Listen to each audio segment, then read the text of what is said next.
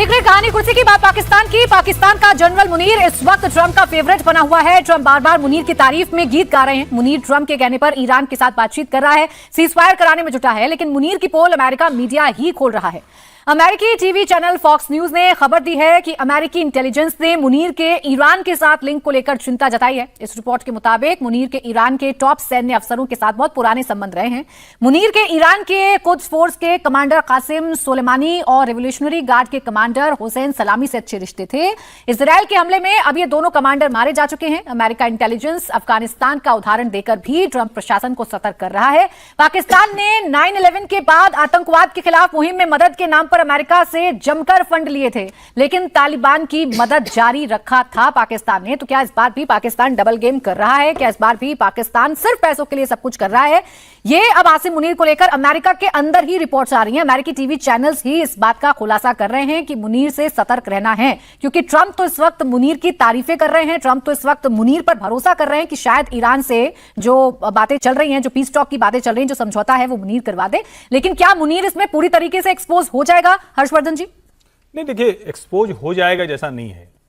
ये कहा जाता है ना कि कोई व्यक्ति आंख मूंद कर लेटा हुआ है, सो नहीं रहा है। अमेरिका वही कर रहा है, और अमेरिका क्या, ट्रंप वही कर रहा है। अभी जो कंसर्न कंट्रीज की लिस्ट है उसमें अभी जो रिपोर्ट आई है थोड़े दिन पहले ही अमेरिका की, उसमें पाकिस्तान सबसे ऊपर है। पाकिस्तान में सबसे ज्यादा एक्टिव टेररिस्ट ऑर्गेनाइजेशन है, 19 डेजिग्नेटेड टेररिस्ट ऑर्गेनाइजेशन है जो पाकिस्तान में। उसके बाद कोई भ्रम नहीं है। और आसिम मुनीर जिस तरह से काम करता रहा है, उसमें उसके जो रेडिकल इस्लामिस्ट फोर्सेज हैं, जो टेररिस्ट हैं, उनके साथ उनके रिश्ते हैं।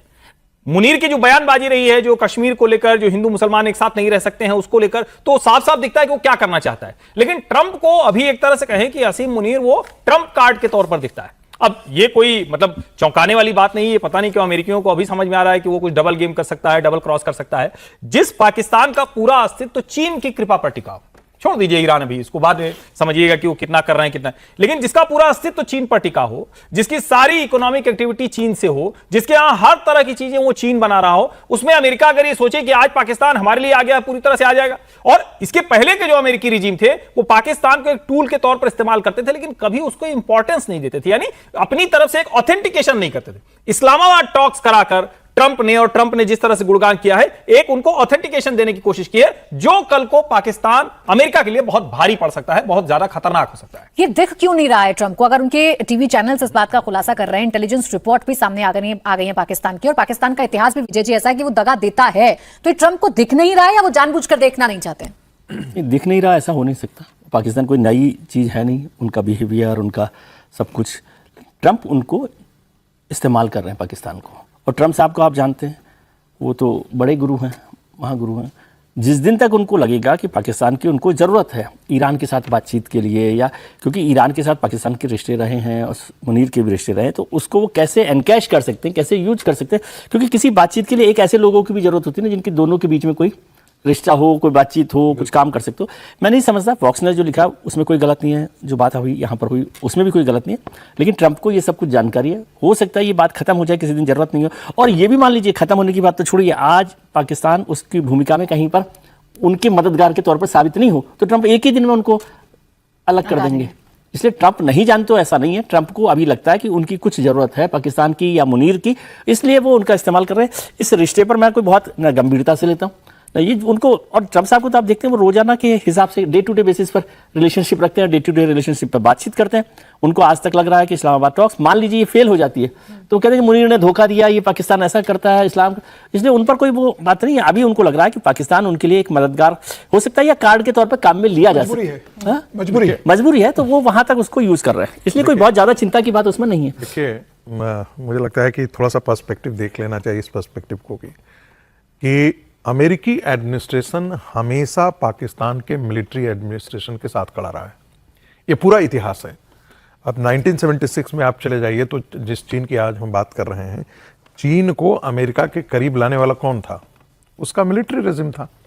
इसके बाद जब जो है वो पाकिस्तान के जितने भी मिलिट्री रेजिम रहे, चाहे जियाउल हक हो, तो वो भी उनके करीब थे। फांसी पर लटका दिया, बेनजीर भुट्टो को लटका दिया। आपने कभी अमेरिका को बोला, उसका विरोध करते हुए सुना? कभी डेमोक्रेसी की बात सुनी? देखिए, अमेरिका का डेमोक्रेसी, ह्यूमन राइट्स, ये सारी चीजें जो है, ये सब फिकेड है। हमारे यहाँ भी टेलीविजन स्टूडियो में लोग उसका जिक्र कई बार आकर के करते हैं, अमेरिका की ये रिपोर्ट छपी, और उसको आप हमेशा कूड़ेदान में फेंकने की सिफारिश कीजिए। उन पर कोई तवज्जो मत दीजिए, वो पूरे कचरे हैं और वो पूरे राजनीति से प्रेरित होते हैं, उसका कोई मतलब नहीं बनता है। आप अपने नेशनल इंटरेस्ट के साथ खड़े होना सीखिए, बस इतनी बात सी है। अमेरिका के लिए आज जो मुनीर हैं वो बहुत काम आ रहे हैं। ईरान में बातचीत करने के लिए उनसे कोई बेहतर उनको विकल्प नहीं मिल रहा है। आखिर उस खाड़ी देश में तो कोई ऐसा बड़ी ताकत तो है नहीं जिसके साथ वो बात कर रहे होते। टर्की बात करने के लिए होता, लेकिन टर्की तो खुद ही युद्ध में उलझ गया था साइप्रस को लेकर के, वहाँ मिसाइलें उसकी तरफ से भी चल गई थी, ईरान ने भी टर्की की तरफ मिसाइलें मारी थी। तो एक अकेला एक था जो वाकई वॉशिंगटन डीसी के इशारे पर काम कर सकता था, मैसेज पासिंग के लिए, मैसेज रिसीविंग के लिए, वो काम पाकिस्तान कर रहा है और इसलिए उसका वेन्यू है। इसमें इसको आप देखने वाले इस तरीके से भी देख रहे हैं कि भारत जो है उसका उस पर जो है वो पाकिस्तान का एक डिप्लोमेटिक एज हो गया, बड़ा इंपॉर्टेंस हो गया। देखिए इसका कोई मतलब नहीं है। ये सब कोई जानता है कि पाकिस्तान जो है उसके अंदर टेररिस्ट ऑर्गेनाइजेशन फलते फूलते हैं और उनको राजनीतिक संरक्षण मिलता है, मिलिट्री संरक्षण मिलता है, उन्हीं के अंदर वो फलते हैं।